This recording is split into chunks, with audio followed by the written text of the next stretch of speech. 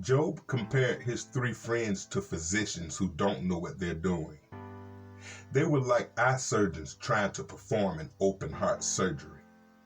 Many of their ideas about God were true, but they did not apply to Job's situation. They were right to say that God is just, and they were right to say God punishes sin, but they are wrong to assume that Job's suffering is a just punishment for his sins. They took a true principle and applied it wrongly, ignoring the vast differences in human circumstances. We must be careful and compassionate about how we apply biblical condemnation to others. We must be slow to judge. Welcome back to the program, everybody. I'm Reverend Said, and today we're going to be reading Job chapter 15, verses 1 through 35, Eliphaz's second response to Job. And if you ain't did it already, please go ahead and hit that subscribe button, like, share, and comment on any video on this channel. All right, let's go ahead and begin our reading at Job chapter 15, verses 1 through 35. Eliphaz the Temanite replied, "A wise man wouldn't answer with such empty talk. You are nothing but a windbag. The wise don't engage in empty chatter. What good are such words? Have you no fear of God, no reverence for him? Your sins are telling your mouth what to say. Your words are based on a clever deception. Your own mouth condemns you, not I. Your own lips testify against you. Were you the first person ever born? Were you born before the hills were made? Were you listening at God's secret counsel? Do you have a monopoly on wisdom? What do you know that we don't? What don't you understand that we do not? On our side are aged, gray-haired men much older than your father. Is God's comfort too little for you? Is his gentle word not enough? What has taken away your reason? What has weakened your vision that you turn against God and say all of these evil things? Can any moral be pure? Can anyone born of a woman be just? Look, God does not even trust the angels. Even the heavens are not absolutely pure in his sight. How much less pure is a corrupt and sinful person with a thirst for wickedness?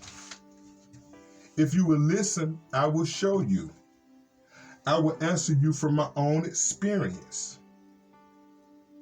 And it is confirmed by the reports of the wise men who have heard the same thing from their fathers, from those whom the land was given long before any foreigners arrived.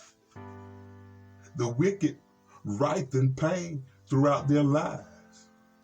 Years of troubles are stored up for the ruthless.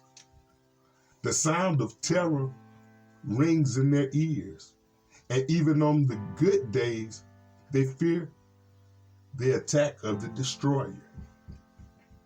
They dare not go out into the darkness, for they fear they will be murdered. They wander around saying, "Where can I find bread?" They know that the day of destruction is near. That dark day terrifies them. They live in distress and anguish, like a king preparing for battle. For they shake their fists at God, defying the Almighty. Holding their strong shields, they defiantly charge against him. The wicked people are heavy and prosperous. Their waists bulge with fat. but their cities will be ruined. They will live in abandoned houses that are ready to tumble down. Their riches will not last, and their wealth will not endure. Their possessions will no longer spread across the horizons. They will not escape the darkness. The burning sun will wither their shoots, and the breath of God will destroy them. Let them no longer fool themselves by trusting empty riches, for emptiness will be their only reward.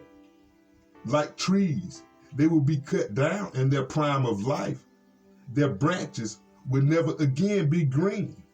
They will be like a vine whose grapes are harvested too early, like an olive tree that loses its blossoms before the fruit can form. For the godless are barren. Their homes enriched through bribery will burn. They conceive trouble and give birth to evil. Their womb produces deceit. With the first round of talks concluded, each friend in the same order pressed the argument further. Again, Job answered each argument. This time Eliphaz was more rude, more intense, and more threatening, but he said nothing new. He began by saying that Job's words were empty and useless. Then he restated his opinion that Job must be a great sinner.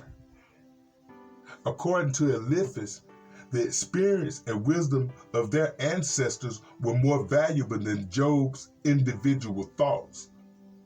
Eliphaz assumed that his words were as true as God's. It's easy to spot his arrogance. All right, everybody, that's going to wrap up our reading for tonight. But please join me on the next episode where we'll jump into Job chapter 16, verses 1 through 22, Job's fifth speech and a response to Eliphaz. Y'all stay blessed and come back and see me.